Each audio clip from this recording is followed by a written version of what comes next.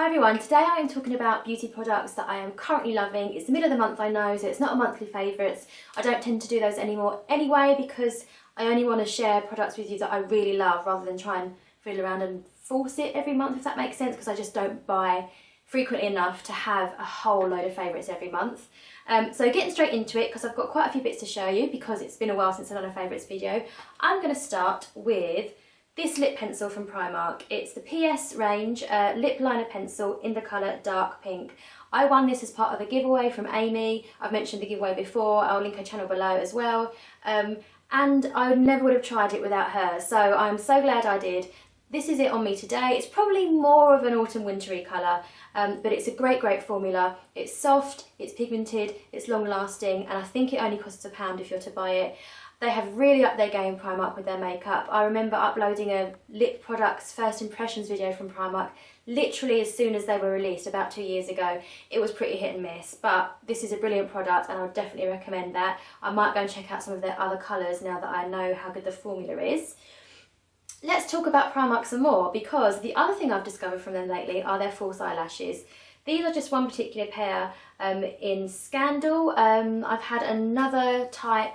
They're called something different and I can't remember, but they were slightly different shape. They were thicker on the edge and thinner in the middle. But as you can see, these are only £1. These are obviously an unused package, unused pair.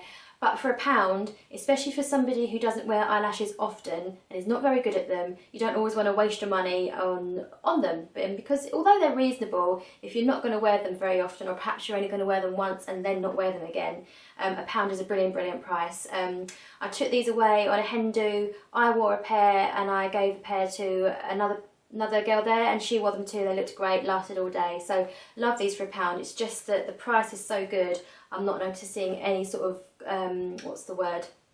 Well, I'm not noticing a significant compromise on quality for the price. So I've been loving those. Let's talk more drugstore, more budget products.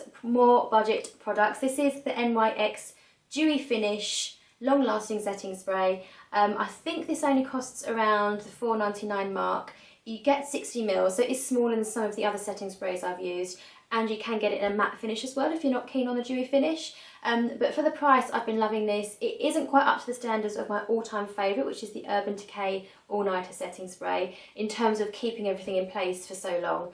But for everyday use, for the price difference, the quality is, you know, good enough. And I do like that it gives you a dewy finish as well. I sometimes use powder. I don't always use powder, or I don't often use powder, should I say. But if I have used powder, because I want things to last a bit longer, putting this then again on top is making sure that I don't look too dry. So I've been loving that. Let's do my one product that isn't a makeup item. This is from Soap & Glory. It's their Heal Genius. Again, I won it in Amy's giveaway, so she's introduced me to a lot of products with her giveaway that I wouldn't have otherwise tried. The reason I wouldn't have otherwise tried this is because I am actually allergic or sensitive to the perfume that or the fragrance that Soap & Glory use in their products. So a lot of their products that you put on your face and on the other parts of your body I'm not really able to use.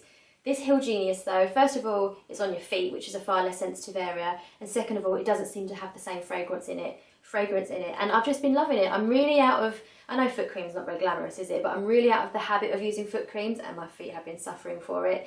This has got that sort of eucalyptusy, minty smell, but it's not too overpowering. It's quite subtle. In terms of softening your feet, it's been brilliant. So yeah, highly would recommend that as a foot softening product. And my last three items are all makeup and they're all high-end products. So let's go straight in with the Charlotte Tilbury Mini Miracle Wand. I used this in my most recent everyday makeup routine video because it is something that I am using almost every day, despite it being high-end. I tend to reserve my high-end products as much as I can for the sort of more weekend going out special occasions. However, this has been so good that I almost never don't use it during the day. So it's got two ends. You've got one end with eye cream in and one end with the actual concealer in. You pop the eye cream on. You can either do that under makeup or on top of your foundation. You dab it in. I find that it does tighten the area and makes the concealer itself go on really nice and smoothly. The concealer itself, I mean, I'm not going to lie, it's not completely crease proof. I'm of an age where there's lines under my eyes. Things are going to crease. The lines are there no matter what you do. But I have actually had people comment on how tired I look when I don't wear this, if that makes sense. So like if there's the odd day where I don't wear this, people have noticed. So to me that means this is doing something. The formula is quite orangey, which is good because it neutralises the dark circles, and I do think it comes in a pretty reasonable shade range as well. I've got number 1, which is the lightest, but I think it goes up to like 10 or 12. I might be wrong, but the shade range is definitely decent. This is definitely a favourite at the moment, but not necessarily a new discovery. It's more of a rediscovery of an old love, and it's the Illamasqua Skin Base Foundation. I've got 2 here, one in 06 and one in 05. I was about to run out of 06 and I went out and bought 05 because I just didn't want to run out. So for me, that is unusual. If I normally run out of a high-end foundation, even if I love it, I will perhaps wait and ask for it for Christmas or birthday because of the price it costs. But this is one I just didn't want to have to run out of. The reason I got it in a lighter colour the second time round, 05, is because the first time I was matched for this, I had recently been on holiday, so I was a tiny bit darker, and I felt like perhaps there was another colour that might be a little bit more suitable for me, and she did match me for 05.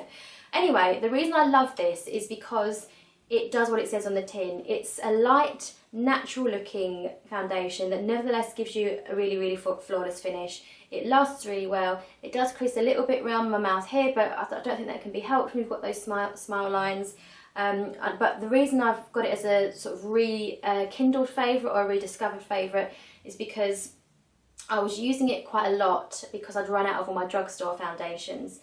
When I went out and bought some drugstore foundations thinking I'm wasting all my money using up my Illamasqua, I could really tell the difference. So it kind of just reminded me that sometimes if you spend a little bit or a lot more money in this case on a foundation or on a makeup product, you can really notice the difference. It's quite expensive. It's £34.50. I think the price has actually gone up, but I love it, and the shade range is phenomenal. I think there's literally something for everybody. And finally, this is not going to be a hugely revolutionary product to most people, but it's my MAC eyeshadow palette. I got the palette itself for Christmas, and I just started to fill it up when I got some shades for my birthday. Specifically though, my favourite is this shade here. It's Patina. It's a cult classic, I think. I know Tanya Burr talks about it a lot, or at least she used to, and I've certainly seen plenty of MAC palette videos where people have this Patina in their collection. And now that I've had the opportunity to use it, I can totally see why. It's a gorgeous satiny, shimmery finish, so you're not full on glitter, you're not full on shimmer, but it's not matte either, so I think it's a really easy to wear finish and formula. And the colour is just quite unusual. I mean, in the pan it looks like a light brown. It's actually quite cool once you've got it on your eyes, and I think it's one of those shades that you can literally just wear on its own. In fact, that's what I'm doing today, and I don't think it looks like just one shade. I think it almost looks like 2 shades blended out. It's just something about it that makes it look like so much more than what it is in the pan. And if you're interested, the other shades in the pan are all ones that I bought in my recent haul, so you've probably seen them if you watch my videos, but it's Malt, All That Glitters, Woodwinked, and then that's Patina, but I'm loving that the most out of all of them.